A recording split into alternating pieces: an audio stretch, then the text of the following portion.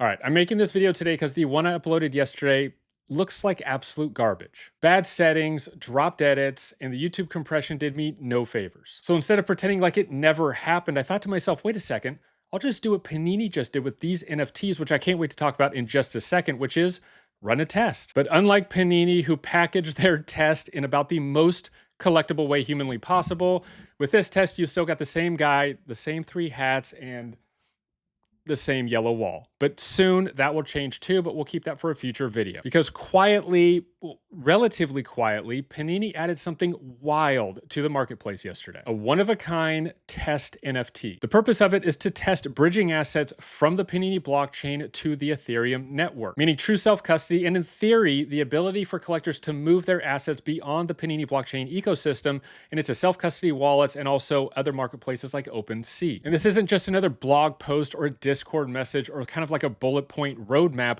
This is actually Panini testing it live. And the way they announced it might have been my favorite part. Now I'm paraphrasing, and this is kind of what I heard with my own ears, but it went something like this. Hey everyone, you might notice like a really cool one of one we've added to the marketplace. We're using it to test the historic moment, bridging the Panini blockchain to Ethereum. Oh, and we also included every single blockchain ID into the logo NFT itself. But just ignore this. We'll just be over here testing and you go about your merry way. Which is hilarious because they knew collectors weren't just going to then go about their day. Instead, collectors like myself started placing bids on these particular NFTs, even though they're not technically up for sale. But honestly, I hope Panini finds a way to sell them or auction them or do something to keep them in the hands of collectors, because honestly, they're really well done, but more importantly, they mean something. But shame on you, Panini, for dropping the high-res image of this NFT so I can waste hours aimlessly scrolling looking for my blockchain ID. And yes, I've tried ChatGPT and Gemini Pro, and they both said, you're on your own, bud. Now, if you strip away everything else, this NFT just doesn't represent a specific moment in time.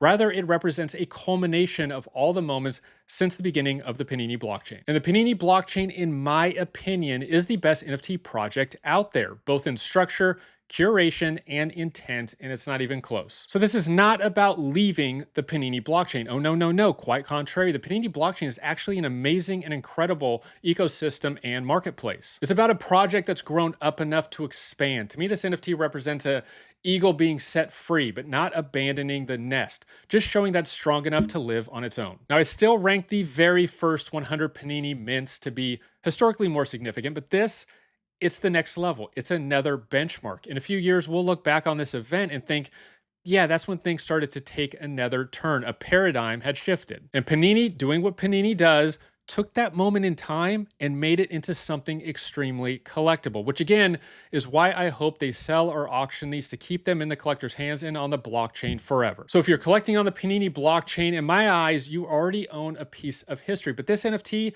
just planting the flag. And as Panini keeps running tests on their bridges, I'm going to keep running tests on my video. So I appreciate you hanging in there for this test video.